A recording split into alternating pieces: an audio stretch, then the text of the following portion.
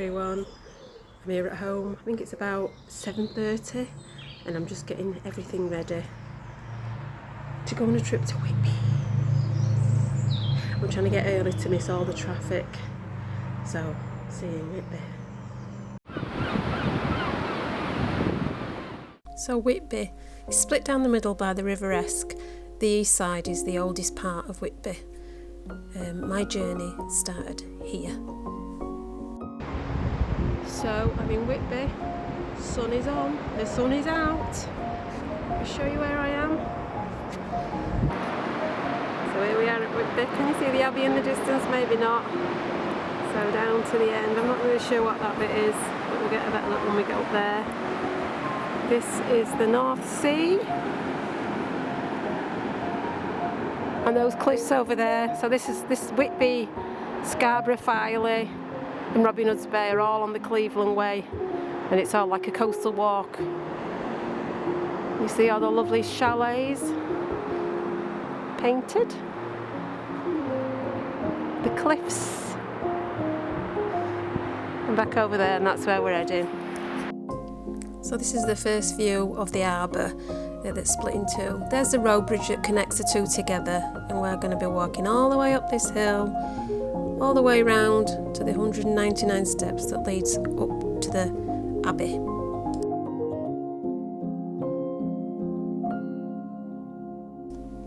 So this is me on the road bridge trying hard not to get run over, as it is for cars as well as pedestrians. You can see here the lovely buildings. It's very, very old, is Whitby, even the new part. And then I'm walking towards the 199 steps, and here I am almost at the top, and then finally at the top, and you can see the view. It's gorgeous. And although this view is stunning, I decided to go all the way back down again to the other side and take this view, which I thought was absolutely gorgeous. And that's what I'll be painting. So for this painting of Whitby, I decided to go bigger so that I could get all the detail in, which I felt like it was lacking in the last couple of ones I've done. And for this, I decided to use the grid work. And my printer has stopped working, so I'm having to use straight off the monitor. So I applied a grid to the image. This was my Instagram post because I was absolutely fed up to the back teeth of it. Everything kept going wrong. I kept having to rub out. But anyway, we got through it and we started with the sky. And I know I've got a small brush, but I wanted it to be quite choppy and blended rather than just one flat colour. So I just kept adding different depths of tones of blue and just blending it between them.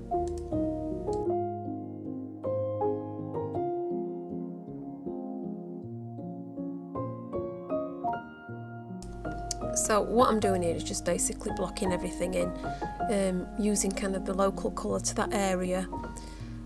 Not any detail at all. I'm not going to be blocking the houses in, literally just everything else barring that.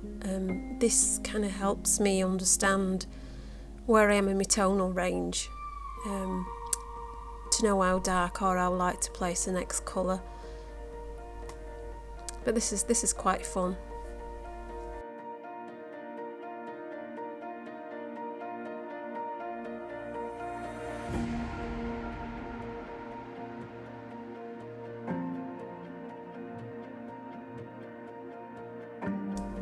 I wanted to keep the colours very natural to the area, and then at the front I've got these really lime green flowers that I want to pop so that it's quite obvious that this is the foreground. So I'm using quite a muted palette here for the background. This is a black that I applied, and you can see instantly how much darker that is than anything that I've added before. And this is what I mean about kind of keeping your tonal range. This pier that I've just painted here, I actually bought an ice cream after walking down from the 199 steps. I thought I deserved one, and they ate me ice cream on one of those benches on there. It was beautiful. It was lovely. It was such a sunny day, so nice to be out.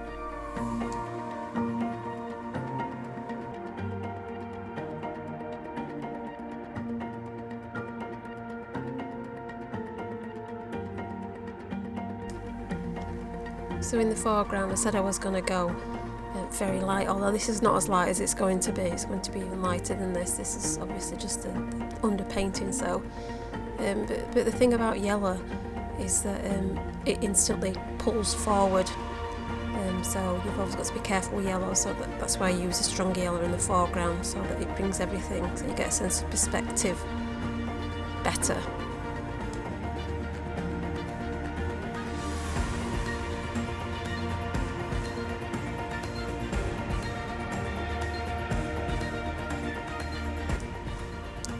And we're almost finished blocking in. I do enjoy this stage. You can just be as slapdash as you want. Hi everyone, so we're on to day 2 of my Whitby painting, painted in gouache. I think you can see from the size of it how much bigger it is from the other 3 I've done before. So I have gone quite a bit bigger. So underpainting all done yesterday, and today I'm going to be working predominantly on the buildings, and what I'm trying to achieve with the building is to not make them shoot forward. So there's a lot of orange in there which will instantly just want to come forward in the painting. So to give a sense of perspective, I'm going to try and knock the saturation, the colour of the orange back by maybe adding a touch of grey. Don't know, we'll see how it goes. And the abbey again, I don't want that to pop out. It is silhouetted against the sky, but I don't want to go in with a black or something like that. It's all got to be very, very subdued. The paints I'm using and what I used for the underpainting are Himi, I don't know.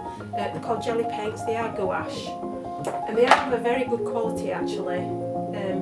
But the thing I don't like is that they're all in separate pans, and I am a very messy painter, and I keep dabbing into each different colour and contaminating all the paints. I'm also going to be using some of my Winsor & Newton gouache, the designer gouache as well. Yeah, so let's get cracking. So what I ended up using was this purple, white and a little bit of yellow ochre. Excuse the filming, I was using my phone. But it really is a nice sort of subdued, natural kind of tone when I eventually finish.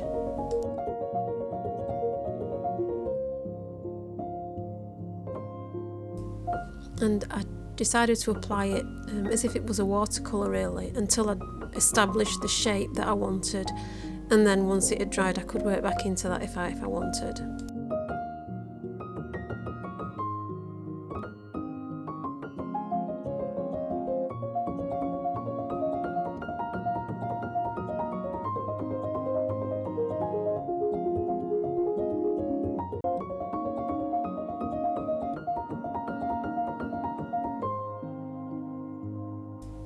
It's always better to start off lighter and gradually get darker rather than the other way around.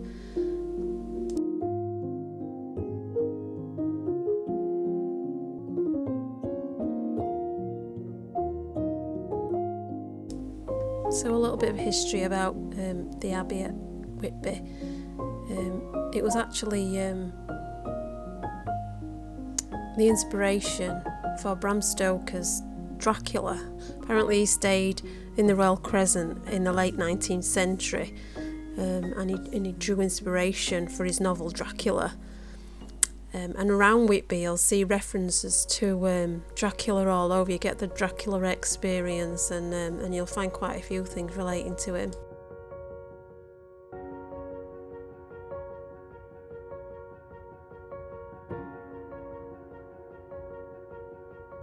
And I think this connection inspired the Goth weekends, events throughout the year, I think, in Whitby. And it's become such a massive event now. I think it's probably one of the biggest in Europe, where the town just basically just almost shuts, and it's just everybody's just walking around in Goth uniforms and looking absolutely incredible. So this small row of houses on the left, it just kind of peters out as the cliff ends. I'm going to make that less detailed, and as I work more towards the right, which is actually further forward in the image, I'm going to add more detail there, so that you get this illusion that the things at the end of the pier are closer to us, which they are. So for the sand I used like a dry brush effect. For this, what I mean is that you don't add a lot of water, it's just mainly just paint, so as you drag it across the surface it just sort of leaves this mark, which looks, as you can see, quite speckledy, but it gives a nice effect of sand.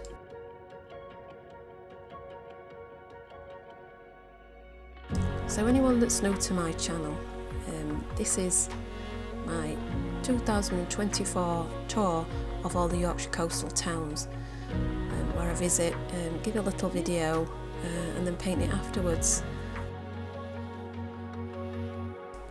So far I've visited Filey, Robin Hood's Bay, Scarborough and now Whitby, and I've thoroughly enjoyed all of them. I began doing it with the hope that I could grow my YouTube channel, and I really hope you're enjoying watching them, and if you are, and if you haven't yet subscribed, please subscribe, because this will help me. Thank you. What I've also discovered along the way is that it's really helping my confidence, and I'm able now to talk to camera quite confidently, whereas before I would never have dreamt of doing such a thing.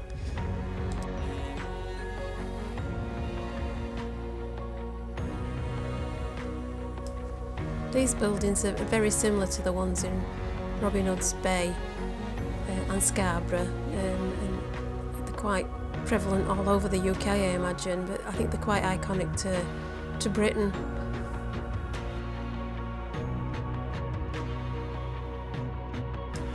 And again, like the last two pictures, I find myself painting endless windows.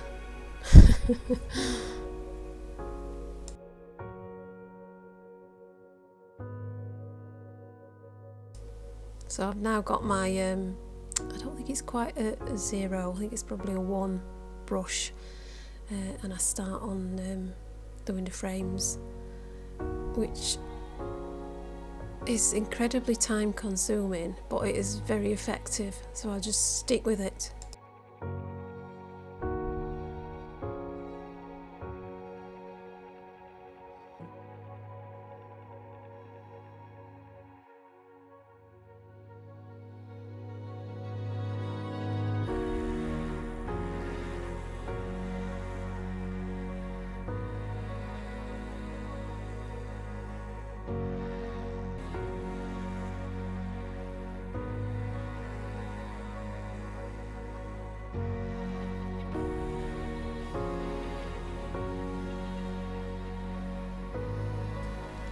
So gouache is a relatively new medium to me. I've not been using it very long, and I find I'm kind of just about getting the gist of how it works.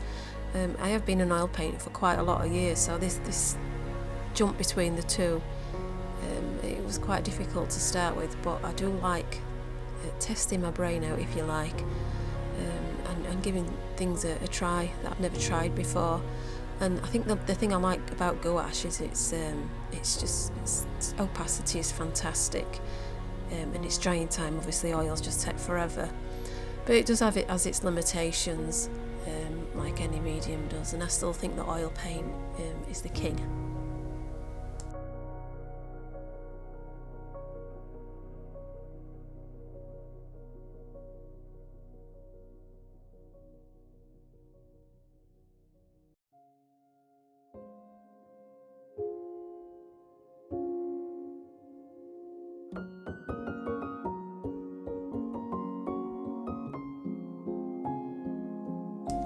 So I've just about finished all the buildings. I'm quite happy with how it looks. I think the abbey's receding back and the buildings at the front of us, more forward.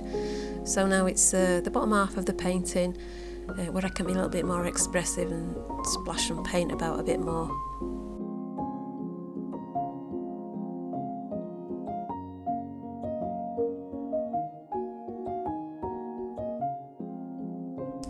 So the sea and the sand, it's literally all about just building textures up, textures and shapes, so just really small, dainty marks and rough, rugged marks, just building up textures and shapes, using dry brush, wet brush, any kind of brush.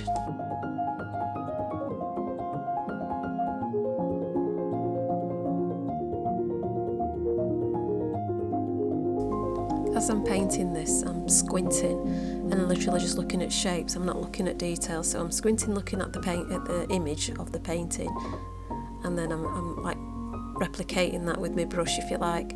So I don't want to go into too much detail there. I just literally where does this shape fade, where does it get stronger, just these kinds of things.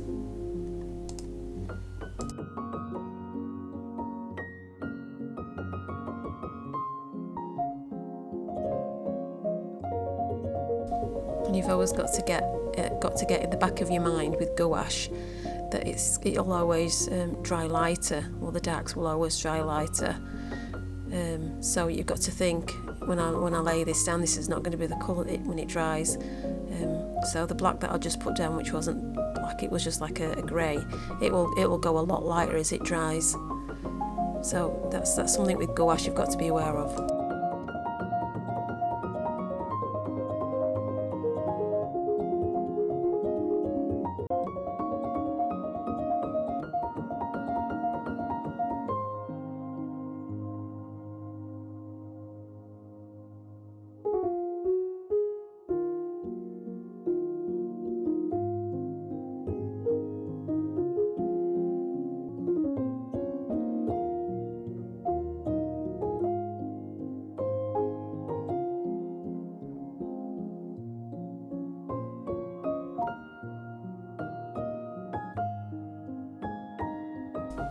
Okay, now I started painting this hedge that's in the foreground, and when you paint things like this, it's you've just got to think of it as how high.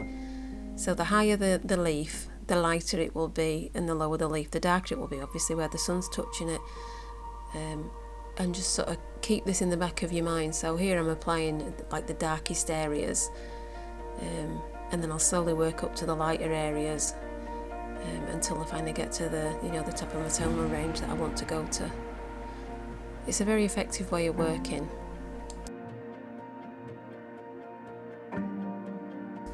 When I did my underpainting, I put this lovely limey green down, and I wanted that to be still visible as I'm painting, which is why I've sort of left it in the background. To be able to capture that sort of lightness is quite difficult, as you can see as I'm applying this limey colour here. No matter how much paint you put on it, it'll never get that clarity of the first pass with the water.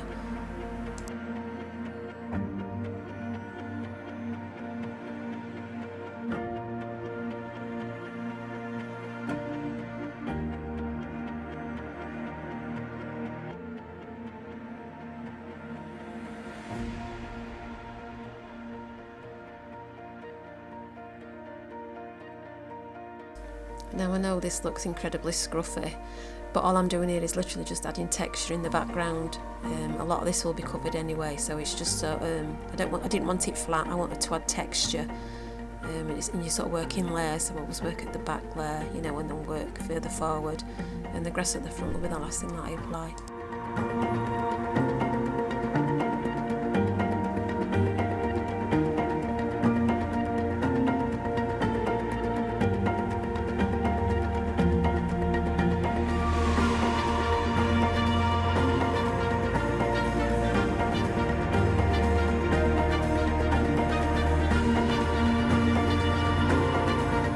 So she's finished. What do you reckon?